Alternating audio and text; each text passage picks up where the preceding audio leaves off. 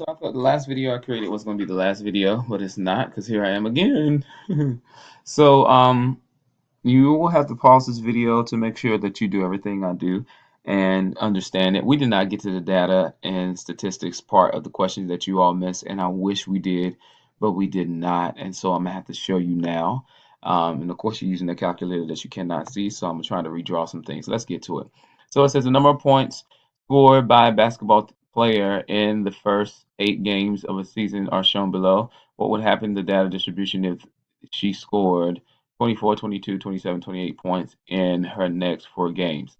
So first, we're going to put this in our data, our list one. So in L1, we're going to put 1535. Okay, so put the data in the L1. All right. So just pause the video as I continue to talk. Once you get the data in L1, and then we're going to in L2 assign them a particular number. But in order to do that, we need to put the data in numerical order. So once we come out of that, hit second and quit.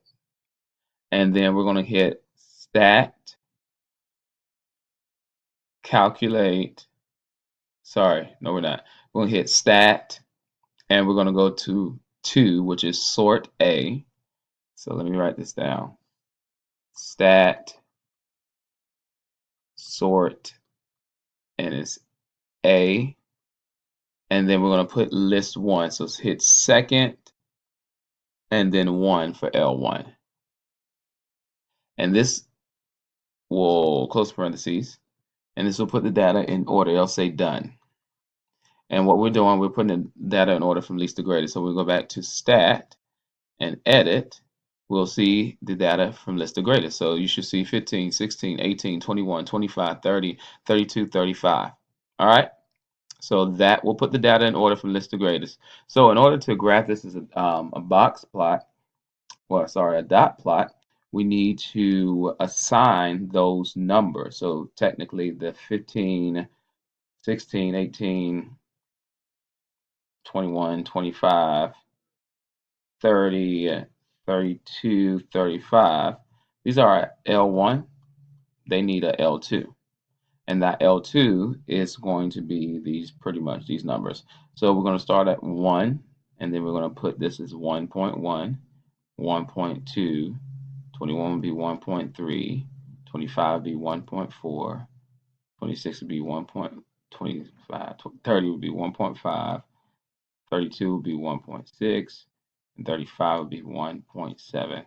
Let's make sure because I'm just writing it down. So this is 1, 1.1, 1.2, 1.3, 1.4, 1.5, 1.6, 1.7. So we only do this when we want to see the data um, as it spreads.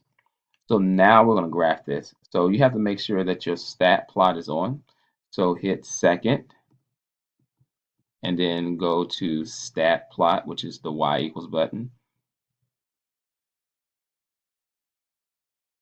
Okay, and then you're going to make sure your graph is on. So hit enter and turn your box plot on. Scroll down to the type and you want the scatter plot type, and then go to graph. Make sure that nothing is in your y equals like mine is, because I still have things in mind. So I'm gonna pause this. Okay, when you go to graph, it might not show up, so you hit zoom and then you hit 9. And you'll see something that looks like this. So you'll see a graph, the plots that look like this, they're going up like this. And that's what you'll see, something that looks like that. And so they want to know what will happen if the data distribution, if she scored 24, 22, 27, and 28. So what we're going to do, we're going to actually go into our stat. We're going to go to edit, and we're going to put this data in L3. Okay, so we're going to put 15, same data, 15, 16, 18, 21, 25, 30, 32, 35.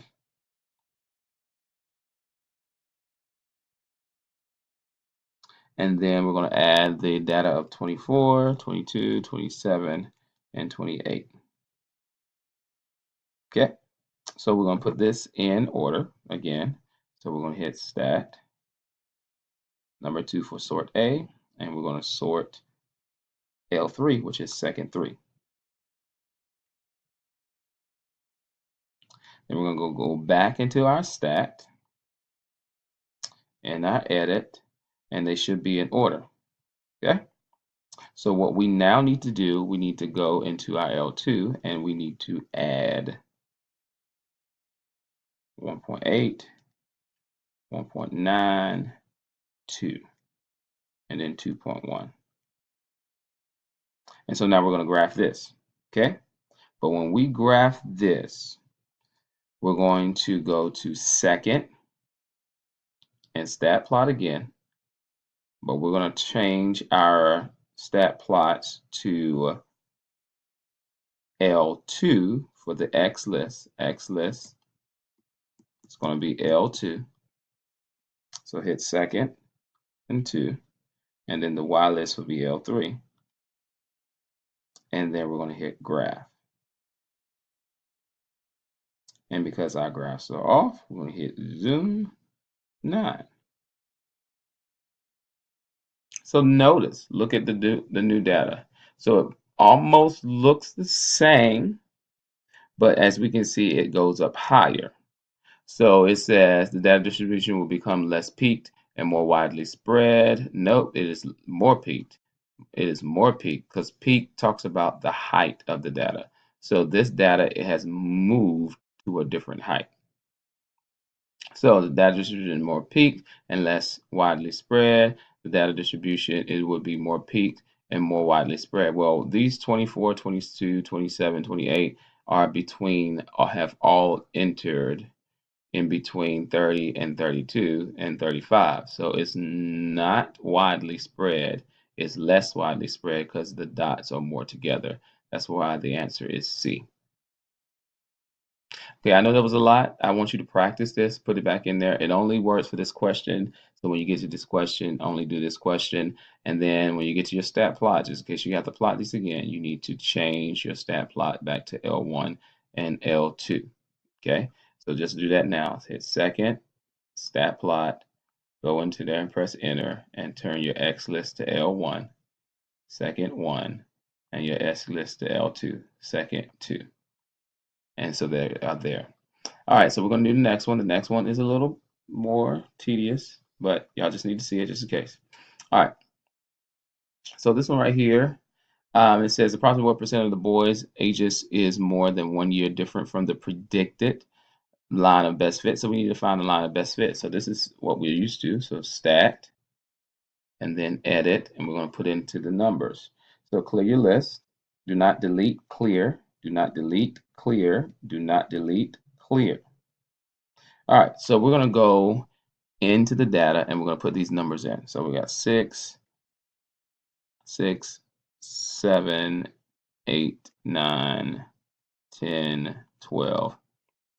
And we're going to go to our L2 and put this data in 9, 11, 15, 11. I should have paused the video and let y'all put it in. 11, 15, 16, and 17. All right, so the line of best fit, we know how to do that. We hit stat. We go over to calculate. We do linear regression. And make sure that your X list is L1. Make sure your Y list is L2, so second 2, because mine was L3 because I was doing something earlier. And then hit calculate. So our equation for the line of best fit is Y is equal to 1.13x, because it's 1.126, plus pretty much 4.1, if I even round to the nearest 10. So this asking what percent of boys' ages is more than 1 year different from the age predicted. So this is the age predicted, and this is the actual year. So we're going to look in our data, and we're going to put this equation in our L3 to see what would they predict. So in L3, take that out. I'm gonna forgot 5 minutes because it might take that long to even get through this. L3, put this equation down here. So L3, we're going to actually enter this equation. So we're going to put this equation in L3. So go to Stat, go to Edit, and go all the way up to L3. So you should see L3 and you should see that it is highlighted because you're in the column of L3. And this is what we're going to do. We're going to actually find out what will be the prediction from the line of best fit. So we're going to put this equation in L3. So down at the bottom, you should see L3, bottom of your calculator, equals, and we're going to put this equation 1.13, and our x will be L1, so we're going to say second 1. So you should see 1.13 L1, right? And we're going to put plus 4.1. And we're going to press enter.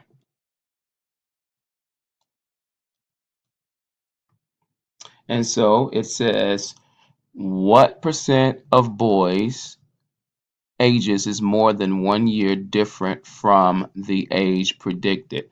More than 1 year different from the age predicted. So this is the actual age, and this is the predicted age. So we should have 10.88. I don't have time to write it all down, but y'all gonna see what I'm doing. 10.88, 10.88, and we see the numbers. So the actual year is 9. So to be 1 year different, you have to be above 10 or below 8. So this is above 10. So yes, that's more than 1 year different. Yes. For 11, no, because it's 10.88 is not 12 or is not 10, less than 10. So that's no. The next number is 12.01. Actually, I'm gonna write them all down so y'all can see. 12.01. So 15 was 12.1. That's yes. That's almost 3 years off. 11 was 13.14. That's a yes, 13.14. 15 was 14.27. That's a no. 16 was 15.4. That's a no. It's not more than 1 year different. And then 17 was 17.66. That's a no. So out of these 1, 2, 3, 4, 5, 6, 7, out of these 7, there are 3 out of the 7 that are more than a 1 year difference. So what percent is that? We do 3, second quit, 3 divided by 7, and that gives us 43%. That's the answer. This is also called residuals. In case they ask for residuals, they're asking the predicted. They're comparing the predicted to the actual. Okay? And so there are 3 students or 3 shoe sizes that are off the actual age from the predicted age, more than 1 year different. Okay? So that's how you do that. Please practice this. Just put it in your calculator again to make sure you understand. And send me any and all messages. All right? Bye.